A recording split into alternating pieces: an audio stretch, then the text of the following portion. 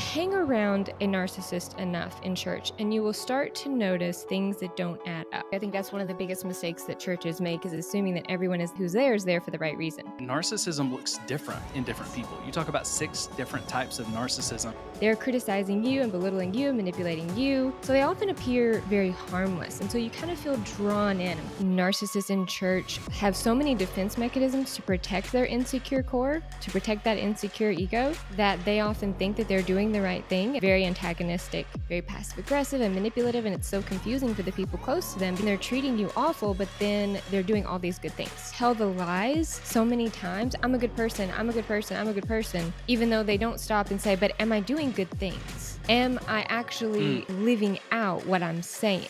It is possible for them to really start believing those lies. But do they know what they're doing? And if they don't really know what they're doing, then can we hold them accountable? Narcissists know what they're doing because they also know when to be charismatic and when to put that face up and when that face and that facade drops. And as long as they can create an image and a facade where they're getting validated for being that way, that's all they care about.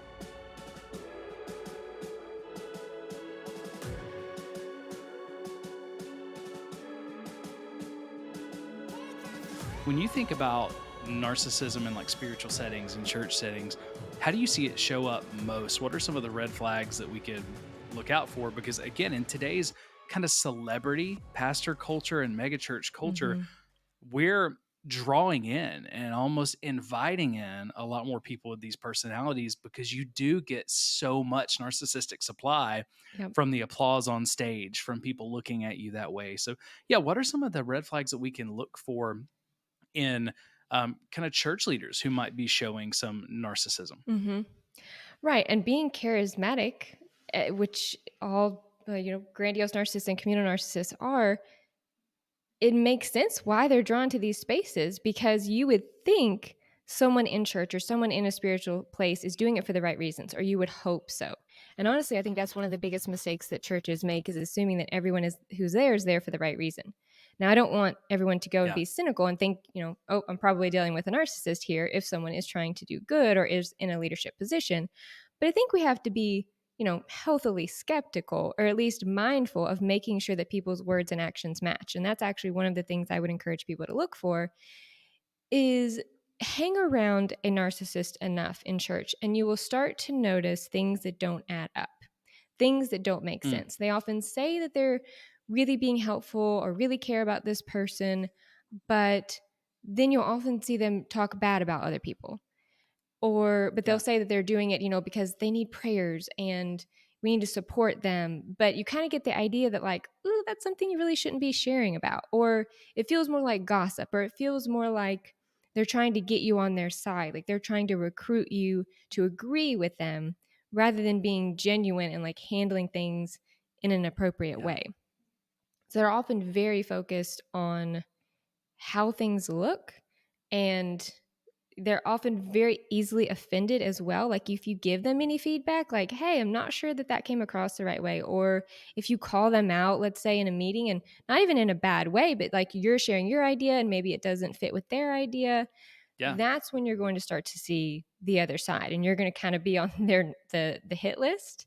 And then you'll start to hear things from Yeah. other I people. have been on that hit list. That's It's the touch awful. not God's anointed moment. Yes. I was on a church staff where I was, really on the inner circle in a lot of places. Like, I was very well thought of. Ask a couple of the wrong questions in the wrong place, and now all of a sudden, leaders think you're totally against them. Yes. So, hey, we got to get rid of this guy. We got to move them because he's against us. Well, I'm not against you. I'm asking questions because I don't think this is going the way you want it to go. I don't think it's accomplishing what you want to accomplish.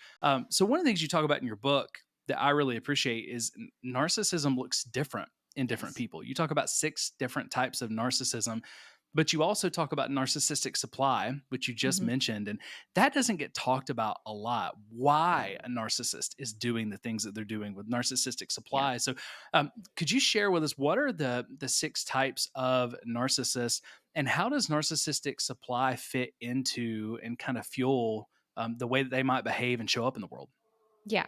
So I always say narcissistic supply is the narcissist version of self-esteem. So a healthy Mm. person, in order to build self-esteem, they are looking for their words and actions to match, for their public behavior to match their private behavior. They don't want to be hypocritical. They want, how they show up in the world. They don't ask someone to do something that they wouldn't do. So they try to keep it very fair and balanced. And that's how we feel like we're, a good person or build self esteem. Narcissists don't really care about what they do in private, they only care Mm, about what other people see them do or how other people view them. So that's what I mean by narcissistic supplies. They're looking for attention, validation, admiration. They just want to be seen as this successful or attractive or great person. And as long as they can create an image and a facade where they're getting validated for being that way, that's all they care about.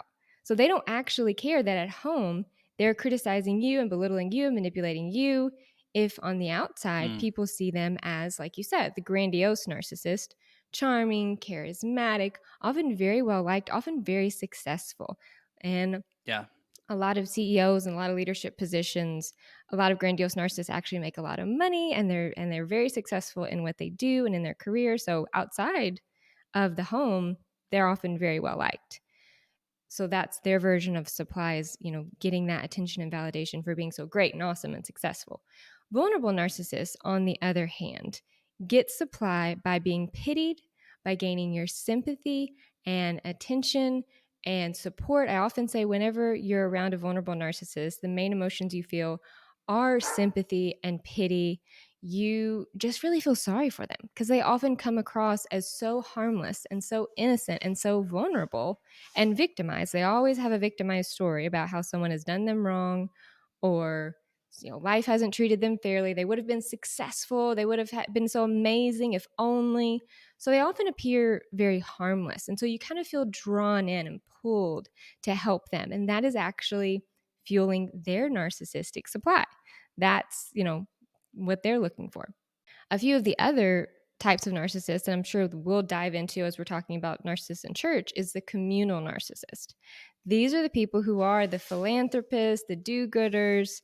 They want to be seen for all the good deeds that they're doing, but behind the scenes and with people that are close to them, then they can often be, again, very antagonistic, very passive aggressive and manipulative. And it's so confusing for the people close to them because you probably feel lucky to be around such a philanthropist, such a giver, such a do gooder.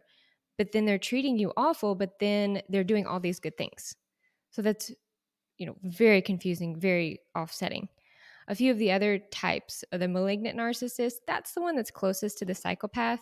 These are the ones that are sadistic, vengeful, manipulative, will drag you through an endless legal battle or court battle, will take you to court for custody of the kids, not because they want custody, but just because they know doing so will be harmful to you. We also have the neglectful narcissist that does not get enough airtime, but these are the narcissists that appear very cold, very transactional in relationships. All narcissists are quite transactional, but neglectful narcissists really raise that to an art form. They essentially have nothing to do with you until they need you. And so you often feel like a ghost if you're living with a neglectful narcissist. There's just no engagement there whatsoever. I think that's a lot of them that I talk about in my book. Yeah. Yeah. And I think we see in churches, like I tend to see a lot of grandiose narcissists, communal narcissists. Yeah. There's kind of a mixture of that with a little bit of the vulnerable narcissism. One of the things you said that I think was interesting, Chelsea, was you said, it's dangerous sometimes to assume that everybody who's in church is doing ministry for the Mhm. right reasons. Mhm. Is it possible for some of these pastors who exhibit narcissism, right, to be doing it for the right reasons and to really have a good heart, yet not recognize their own narcissism and own deficits? Is it possible for both things to be going on at the same time, doing it with the Mm. right heart, but doing it the wrong way and stepping over people because they don't have that self esteem, because they Mm. don't have what they need to operate in a healthy way? Sure. I mean, well, part of narcissism is that denial and the lack of ability to self reflect on your own behaviors and see how you're impacting others. So I think a lot of times narcissists in church have so many defense mechanisms to protect their insecure core, to protect that insecure ego, that they often think that they're doing the right thing, and they also tell the lies so many times. I'm a good person. I'm a good person. I'm a good person, even though they don't stop and say, "But am I doing good things?" Am I Mm, actually living out what I'm saying? They just need to see themselves in a positive light. And if they do anything or anyone calls them out, like, hey, that wasn't so good, or hey, that was hurtful, they find a way in their mind to kind of not see that, deny it. But I will say that narcissists know what they're doing because they also know when to be charismatic and when to put that face up and when that hmm face and that facade drops. Sometimes people really struggle with that question of, but do they know what they're doing? And if they don't really know what they're doing, then can we hold them accountable? Well, how do they know when to be charming and charismatic or when to look sad and pitiful and when to criticize? Because there is that moment when you're mm, alone with them, they treat you differently than when you're in public around other people who they want to see them in a certain way. And that means there's yeah. intentionality behind it and that they are aware to the extent that they want to be. It is possible for them to really start believing those lies over time because Mm-hmm. they know who they want to be, right? So they really believe they're a good person, but they don't reconcile that I'm not doing the things a good person would do. They Mm-hmm. believe they're healthy, but don't reconcile I'm not doing things that a healthy person would do. At the same time, they can still be held accountable because they know they're manipulating people Mm-hmm. and they know when they're turning it on, turning it off.